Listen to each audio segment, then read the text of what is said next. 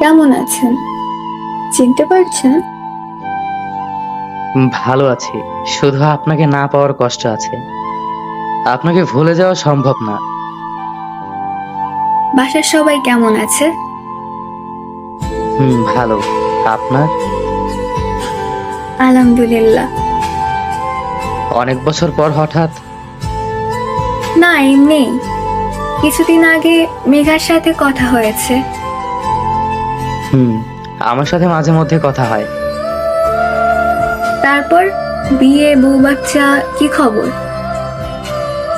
বিয়ে করি নাই তো। মেঘাকে কি সব বলেন? কি বলবো?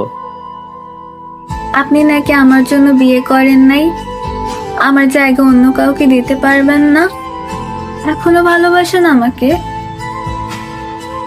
যা বলেছি সবকিছু সত্যি। হ্যাঁ, আপনার জায়গায় অন্য কেউ দেওয়া সম্ভব না।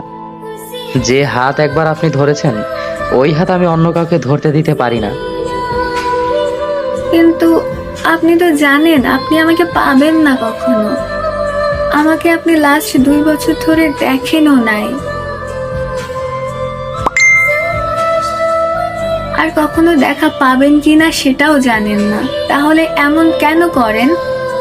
এখন বিয়ে করা দরকার আপনার। আপনার আম্মু এমন অবস্থা।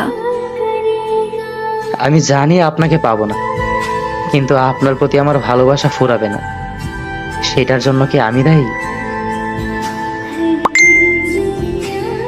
আমি চেষ্টা করেছি জীবনে নতুন কাউকে মেনে নেওয়ার, কিন্তু সম্ভব হয়নি।